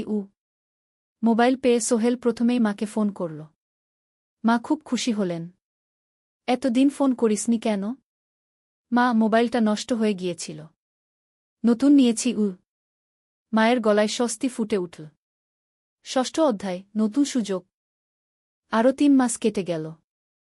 সোহেল পুরোপুরি সুস্থ হয়ে গেছে। তার জীবন আবার স্বাভাবিক হয়ে এসেছে। সে এখন কম্পিউটার ট্রেনিং শেষ করেছে। সার্টিফিকেট পেয়েছে। কিন্তু একটা ঘটনা তার জীবনে বড় পরিবর্তন নিয়ে এলো। একদিন সকালে আলী সাহেব তাকে ডাকলেন। সোহেল, বসো। সোহেল বসল। মনে একটু ভয় লাগছিল। আলী সাহেব কি তাকে বকবেন? সোহেল, তুমি তো এখন কম্পিউটার চালাতে পারো? জি স্যার, একটু একটু শিখেছি। ভালো। আমি তোমার কাজ দেখছি। তুমি খুব পরিশ্রমী আর সৎ। আমাদের কোম্পানিতে এরকম মানুষের দরকার। সোহেল কিছু বুঝতে পারছিল না। আমি তোমাকে একটা সুযোগ দিতে চাই। আমাদের কোম্পানি একটা ট্রেনিং প্রোগ্রাম চালু করছে নতুন কর্মচারীদের জন্য। 6 মাসের কোর্স। কম্পিউটার অ্যাকাউন্টিং, ভবন নির্মাণের হিসাব নিকাশ, প্রজেক্ট ম্যানেজমেন্ট সব শিখবে। কোম্পানি সব খরচ দেবে। ট্রেনিংয়ের সময় তোমার বেতনও চলবে। রাজি আছো? সোহেল বিশ্বাস করতে পারছিল না। স্যার, সত্যি? আমাকে এত বড় সুযোগ দিচ্ছেন? হ্যাঁ। তুমি ভালো ছেলে, পরিশ্রমী। আমি তোমাকে এগিয়ে দিতে চাই। ভবিষ্যতে তুমি এই কোম্পানির একজন গুরুত্বপূর্ণ কর্মচারী হবে। সোহেল কৃতজ্ঞতায় প্রায় কেঁদে ফেল। ধন্যবাদ স্যার। আমি কঠোর পরিশ্রম করব। আমি জানি। সেদিন সন্ধ্যায় সোহেল মিনার দোকানে গেল। মিনাকে খবরটা দিল। মিনা খুব খুশি হল। তার চোখে জল এসে গেল। তুমি পারবে সোহেল। আমি জানি। সোহেল তার মা আর বোনকেও ফোন করে খবরটা দিল। মা কাঁদতে লাগলেন। তোর বাবা বেঁচে থাকলে কত খুশি হতো। ট্রেনিং শুরু হলো পরের মাস থেকে। প্রতিদিন সকালে 3 ঘন্টা ক্লাস, তারপর বাকি সময় অফিসের কাজ। ক্লাসে 5 জন নতুন কর্মচারী। সবাই তরুণ, উৎসাহী। শিক্ষক ছিলেন একজন অভিজ্ঞ ইঞ্জিনিয়ার। নাম রহিম স্যার। তিনি খুব ভালোভাবে সব কিছু বুঝাতেন। কম্পিউটার অ্যাকাউন্টিং, এক্সেলে জটিল ক্যালকুলেশন, প্রজেক্টের বাজেট তৈরি, সময় ব্যবস্থাপনা সব। সোহেল পুরো মনোযোগ দিয়ে শিখতে লাগল। সন্ধ্যায় বাড়ি ফিরে প্র্যাকটিস করত। করিম মামার ছেলের কাছ থেকে একটা ল্যাপটপ ধার নিত কখনো কখনো। 6 মাস পরে ট্রেনিং শেষ হল। সবাই সার্টিফিকেট পেল। আলী সাহেব একটা অনুষ্ঠান করলেন। সোহেল সেরা পারফর্মার হিসেবে একটা বিশেষ পুরস্কার পেল, 5,000 টাকা বোনাস। আলী সাহেব ঘোষণা করলেন, সোহেল, আজ থেকে তুমি আমাদের জুনিয়র অ্যাকাউন্ট অ্যাসিস্ট্যান্ট। তোমার বেতন 15,000 টাকা। সোহেল অবাক হয়ে গেল। 8,000 থেকে 15,000, প্রায় দ্বিগুণ। সেদিন রাতে সোহেল ঘুমাতেই পারল না। খুশিতে, উত্তেজনায় তার চোখে ঘুম নেই। সে ভাবল তার জীবন কিভাবে বদলে যাচ্ছে। 2 বছর আগে যে রিকশা চালাত, আজ সে একটা নামকরা কোম্পানির অ্যাকাউন্ট অ্যাসিস্ট্যান্ট। 7ম অধ্যায়, প্রেম ও প্রস্তাব। 1.5 বছর হয়ে গেল সোহেলের চট্টগ্রাম আসার। সে এখন একজন সফল যুবক। তার মা গ্রামে খুব খুশি। প্রতি মাসে সোহেল 10,000 টাকা পাঠায়। ছোট বোন ঋতু এখন কলেজে ভর্তি হয়েছে সোহেলের পাঠানো টাকায়। মায়ের চিকিৎসাও ভালোভাবে হচ্ছে। মিনার সাথে সোহেলের সম্পর্ক এখন আর শুধু বন্ধুত্ব নয়। দুজন দুজনকে ভালোবাসে। কিন্তু কেউ কাউকে সরাসরি বলার সাহস পায়নি। প্রতিদিন দেখা হয়, গল্প হয়, কিন্তু সেই একটা কথা বলা হয়ে ওঠে না। একদিন শুক্রবার ছুটির দিন। সোহেল মিনাকে বলল, আজ কি একটু ঘুরতে যাবে? কোথায়? পতেঙ্গা বিচ। তুমি কি কখনো গেছ? না। কিন্তু আমার দোকান শুক্রবার।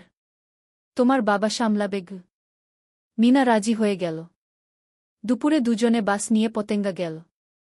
সমুদ্র দেখে মিনা অবাক হয়ে গেল। কি সুন্দর!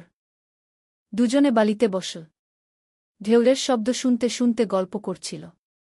হঠাৎ সোহেল বলল, মিনা, তোমার সাথে কিছু বলার ছিল। বলো। সোহেল একটা লম্বা শ্বাস নিল। তুমি জানো আমি তোমাকে ভালোবাসি। মিনা হাসল। তার চোখ ভিজে গেল। জানি। আমিও তোমাকে ভালোবাসি সোহেল। সোহেল অবাক হয়ে গেল। সত্যি? হ্যাঁ। অনেকদিন ধরেই জানি। তুমি আমার জীবনে এসে সব কিছু বদলে দিয়েছ। তোমার সাথে থাকলে আমার মনে হয় আমি যে কোনো কিছু করতে পারব। দুজনে কিছুক্ষণ চুপ করে বসে রইল। সমুদ্রের ঢেউ এসে পায়ে লাগছিল। সূর্য পশ্চিমে ঢলে পড়ছে। আকাশ লালকুমলা হয়ে গেছে। কিন্তু আমার বাবার সাথে কথা বলতে হবে, কি মিনা বলল। আমি তৈরি। যখন বলবে তখন বলব। পরের সপ্তাহে সোহেল মিনার বাবার সাথে কথা বলল। আব্দুল হামিদ সাহেব প্রথমে একটু দ্বিধা করলেন। তুমি কোনো পরিবারের ছেলে? তোমার বাবা কি করতেন? সোহেল সব সত্যি বলল। তার বাবা ছিলেন স্কুল শিক্ষক। মারা গেছেন 10 বছর আগে। মা গ্রামে থাকেন। ছোট বোন কলেজে পড়ে। তুমি নিজে কি করো? আমি আলামিন কনস্ট্রাকশন কোম্পানিতে জুনিয়র অ্যাকাউন্ট অ্যাসিস্ট্যান্ট। মাসে 15,000 টাকা বেতন। আব্দুল হামিদ সাহেব ভাবলেন। তারপর বললেন, দেখো মিনা আমার একমাত্র সন্তান। তার মা নেই। আমি একা তাকে বড় করেছি। আমি চাই মিনা একজন ভালো ছেলের সাথে বিয়ে হোক। তুমি দেখতে ভালো ছেলে মনে হচ্ছে। কিন্তু আমাকে তোমার মায়ের সাথে দেখা করতে হবে। তোমার পরিবারকে জানতে হবে। জি আঙ্কেল। আমি ব্যবস্থা করছি। সোহেল খুশিতে আটখানা। সে সেদিন রাতেই তার মাকে ফোন করল। মাকে সব বলল। মা প্রথমে অবাক হলেন। তারপর খুশি হলেন। মিনা মেয়েটা কেমন? খুব ভালো মা। তুমি দেখলে পছন্দ করবে। ঠিক আছে। আমি আর ঋতু আসছি চট্টগ্রাম। 2 সপ্তাহ পর সোহেলের মা আর বোন চট্টগ্রাম এলো। সোহেল তাদের নিয়ে মিনার বাড়িতে গেল। 2 পরিবার একসাথে বসল। মিনার বাবা সোহেলের মাকে দেখে খুশি হলেন। সোহেলের মা সহজ সরল ভদ্রমহিলা। আপনার ছেলে খুব ভালো। মিনা তাকে পছন্দ করে। আমিও রাজি। আব্দুল হামিদ সাহেব বললেন। আমার সোহেল সৎ ছেলে।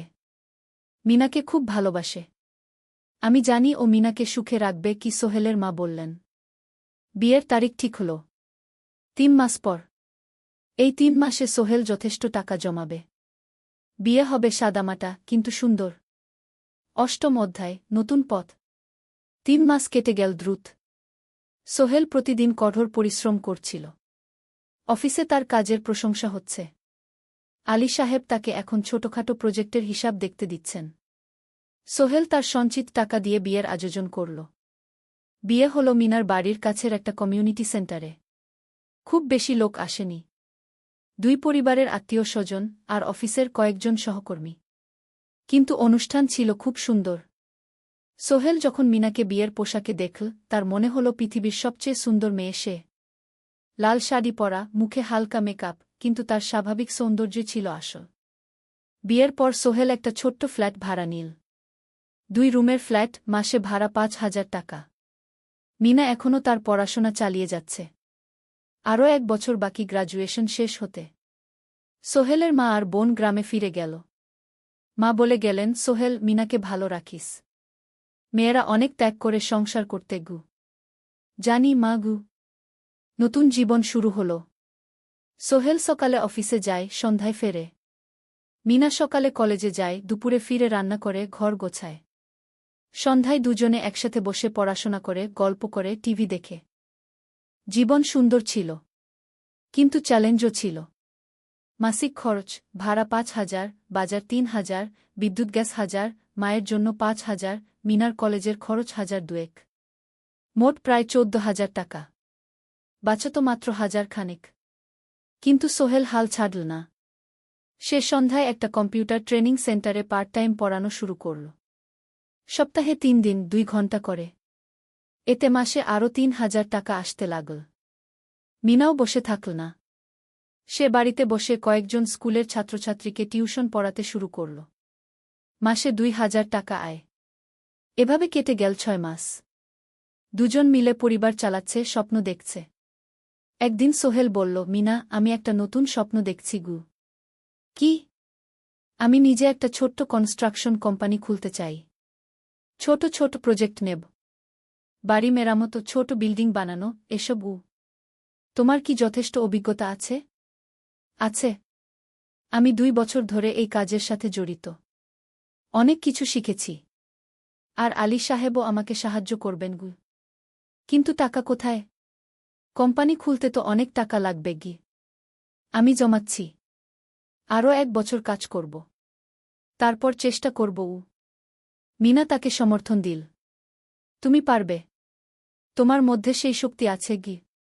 নবম অধ্যায়, চ্যালেঞ্জের সময়। কিন্তু ভাগ্য সবসময় অনুকূলে থাকে না।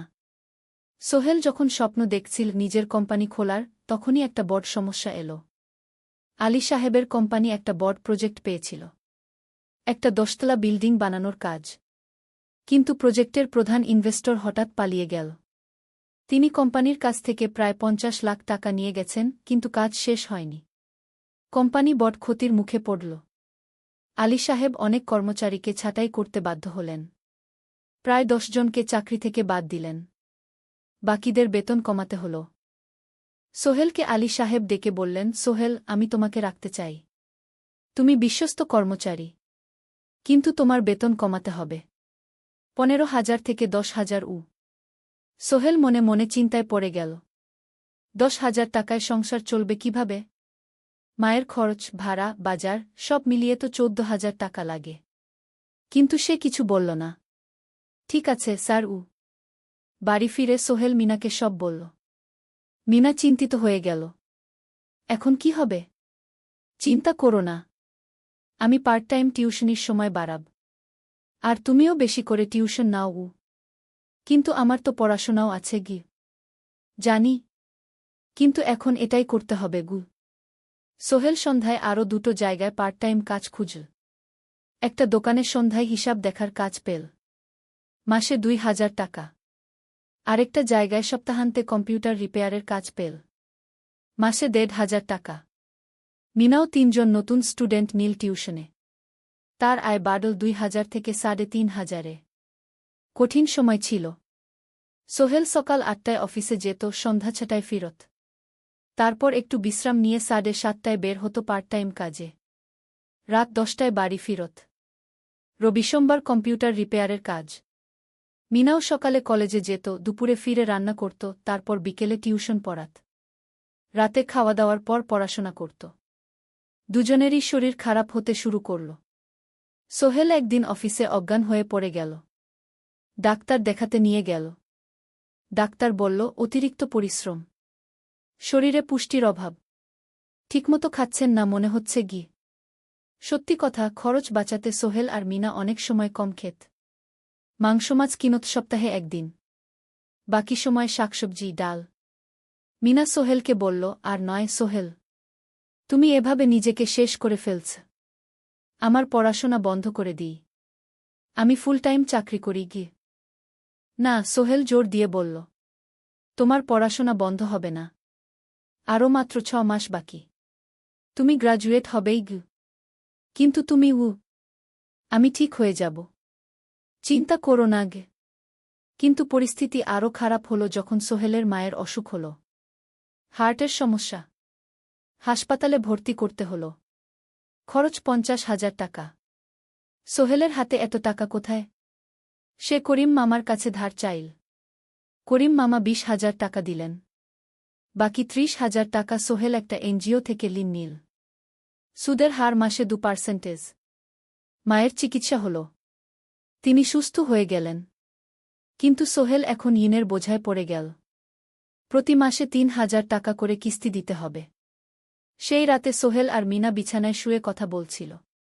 সোহেল বলল, মিনা, আমি মনে হয় ভুল করেছি। শহরে এসে বিয়ে করে তোমাকে কষ্টে ফেলেছি গু। মিনা তার হাত ধরল। না সোহেল, তুমি ভুল করনি। জীবনে এরকম খারাপ সময় আসে, কিন্তু এটা কাটিয়ে ওঠাই হলো আসল শক্তি। আমরা একসাথে আছি, একসাথে থাকব, সবকিছু ঠিক হয়ে যাবে। মিনার কথায় সোহেল একটু সাহস পেল। হ্যাঁ, হাল ছাড়া যাবে না। 10ম অধ্যায়, আলোর দিকে। 3 মাস পরে পরিস্থিতি একটু ভালো হতে শুরু করল। আলী সাহেবের কোম্পানি একটা নতুন প্রজেক্ট পেল, একটা স্কুল বিল্ডিং বানানোর কাজ। কোম্পানি আবার স্থিতিশীল হতে শুরু করল। আলী সাহেব সোহেলকে ডেকে বললেন, সোহেল, আমি তোমার কঠোর পরিশ্রম দেখেছি। খারাপ সময়েও তুমি কোম্পানি ছেড়ে যাওনি। আমি কৃতজ্ঞ। আজ থেকে তোমার বেতন আবার 15,000 টাকা। সোহেল খুশি হয়ে গেল। ধন্যবাদ স্যার। মিনাও গ্র্যাজুয়েশন শেষ করল, ভালো ফলাফল করল। সে এখন চাকরি খুঁজছে। একদিন মিনা একটা প্রাইভেট স্কুলে শিক্ষিকার ইন্টারভিউ দিতে গেল। ইন্টারভিউ ভালো হল, তাকে নিযোগ দেওয়া হল। বেতন 12,000 টাকা। সেদিন সন্ধ্যায় দুজনে মিলে একটা ছোট্ট পার্টি করল। একটা বিরিয়ানি কিনল, কোমল পানীয় কিনল। দুজনে মিলে খেল। আমরা পেরেছি সোহেল, মিনা বলল। হ্যাঁ, আমরা পেরেছি গু। এখন দুজনের মিলিয়ে আয় 27,000 টাকা। খরচ চালানোর পর প্রায় 10,000 টাকা বাঁচে। সোহেল এই টাকা দিয়ে লোন শোধ করতে শুরু করল। পার্ট টাইম কাজগুলো ছেড়ে দিল। শরীরের যত্ন নেওয়া শুরু করল। আরও 6 মাস পরে সোহেলের কাছে একটা বড় সুযোগ এল। আলী সাহেব একদিন তাকে ডাকলেন। সোহেল, তুমি কি নিজের ব্যবসা করতে চাও? স্যার, আমি তোমাকে একটা ছোট্ট প্রজেক্ট দিতে চাই। একটা 3 তলা বিল্ডিংয়ের কনস্ট্রাকশন। তুমি ম্যানেজ করবে, আমি শুধু সুপারভাইজ করব। লাভের 50% তোমার গু। সোহেল ভাবল, এটা একটা বড় সুযোগ, কিন্তু ঝুঁকিও আছে। যদি কাজটা ভালোভাবে না হয়? স্যার, আমি চেষ্টা করব, কিন্তু যদি ভুল হয়? ভুল হবে না। আমি তোমার উপর বিশ্বাস রাখছি, তুমি পারবে গু। সোহেল রাজি হয়ে গেল। এই প্রজেক্ট তার জীবনে টার্নিং পয়েন্ট হতে পারে। 11 অধ্যায়, স্বপ্ন পূরণের পথে। পরের 6 মাস সোহেল খুব কঠোর পরিশ্রম করল। প্রজেক্টটা ম্যানেজ করা সহজ ছিল না। শ্রমিক নিযোগ, ম্যাটেরিয়াল কেনা, কাজের তদারকি, সময়মতো কাজ শেষ করা, সব দায়িত্ব তার। প্রথম 2 মাস খুব চাপের মধ্যে গেল। একদিন একজন শ্রমিক কাজ করতে গিয়ে আহত হল। সোহেল তাকে হাসপাতালে নিয়ে গেল, তার চিকিৎসার খরচ দিল। এতে প্রজেক্টের বাজেট একটু বাড়ল, কিন্তু সোহেল জানত এটা করা দরকার। আরেকদিন ভুল ম্যাটেরিয়াল ডেলিভারি হল। সোহেল সেগুলো ফেরত পাঠাল, সঠিক জিনিস আনাল। এতে 3 দিন দেরি হল, কিন্তু কাজের মান ঠিক রইল। মিনা তাকে সবসময় সাপোর্ট করছিল। সে এখন চাকরিতে স্থিতিশীল। স্কুলের বাচ্চারা তাকে পছন্দ করে। প্রিন্সিপাল তার কাজে খুশি। প্রজেক্ট শেষ হল 6 মাসে। সময়মতো, বাজেটের মধ্যে। বিল্ডিংয়ের মালিক খুব খুশি হলেন। তিনি আলী সাহেবকে ধন্যবাদ দিলেন। আলী সাহেব বললেন, ধন্যবাদ আমাকে না, এই ছেলেকে দিন। সোহেল পুরো প্রজেক্ট ম্যানেজ করেছে গু। প্রজেক্ট থেকে মোট লাভ হল 3 লাখ টাকা।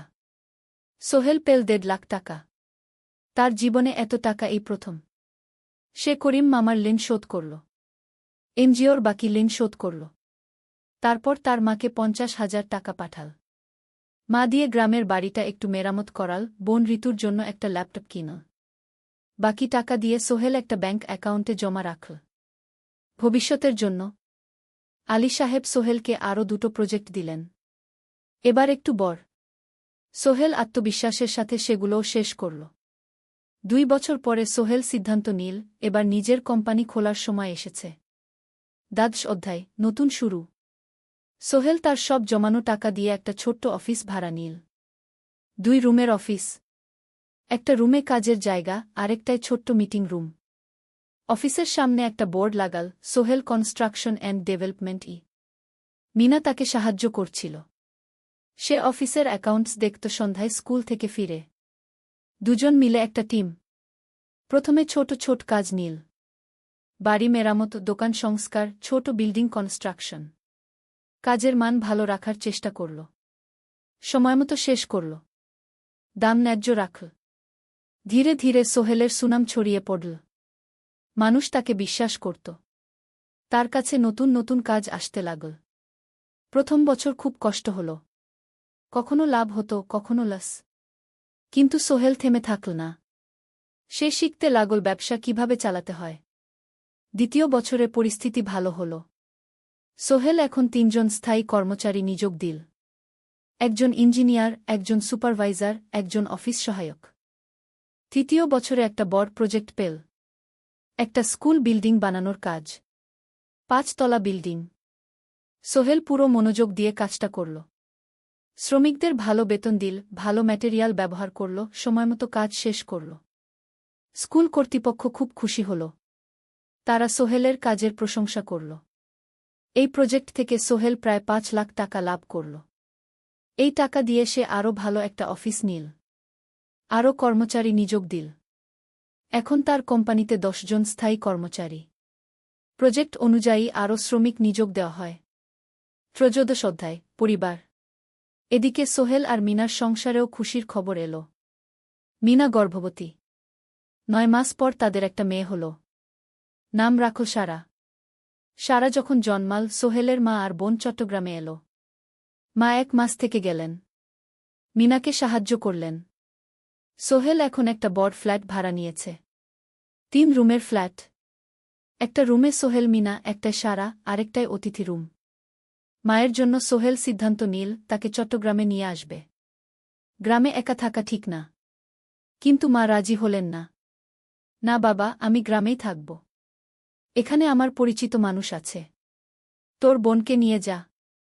ও ঢাকায় পড়ছে, চট্টগ্রামে এনে ভালো কোথাও ভর্তি করিয়ে দেখি। সোহেল তাই করল। ঋতুকে চট্টগ্রাম বিশ্ববিদ্যালয়ে ভর্তি করিয়ে দিল। ঋতু এখন সোহেলের ফ্ল্যাটে থাকে, বিশ্ববিদ্যালয়ে পড়ে। সোহেলের মনে হল তার জীবন এখন পরিপূর্ণ। স্ত্রী, মেয়ে, বোন সবাই তার কাছে। ব্যবসা ভালো চলছে। মা গ্রামে সুখে আছেন। ১৪ অধ্যায়, সফলতার শিখরে। ৫ বছর কেটে গেল। সোহেল এখন একজন সফল উদ্যোক্তা। তার কোম্পানি কি সোহেল কনস্ট্রাকশন অ্যান্ড ডেভেলপমেন্ট এখন চট্টগ্রামে বেশ পরিচিত। প্রায় ৩০ জন কর্মচারী তার অধীনে কাজ করে। সোহেল এখন শুধু ছোট প্রজেক্ট করে না, বড় বড় প্রজেক্টও করে। একটা ৮ তলা বিজনেস কমপ্লেক্স বানানোর কাজ পেয়েছে। একটা হাসপাতাল বিল্ডিং বানাচ্ছে। মিনা এখনও স্কুলে পড়ায়। সে এখন ভাইস প্রিন্সিপাল। সাথে সোহেলের কোম্পানির অ্যাকাউন্টস ম্যানেজার। ২ জন মিলে ব্যবসা চালা। সারা এখন ৪ বছরের। স্কুলে ভর্তি হয়েছে। খুব চালাক মেয়ে। ঋতু বিশ্ববিদ্যালয় থেকে গ্রাজুয়েট হয়ে একটা ব্যাংকে চাকরি পেয়েছে। একদিন আলী সাহেব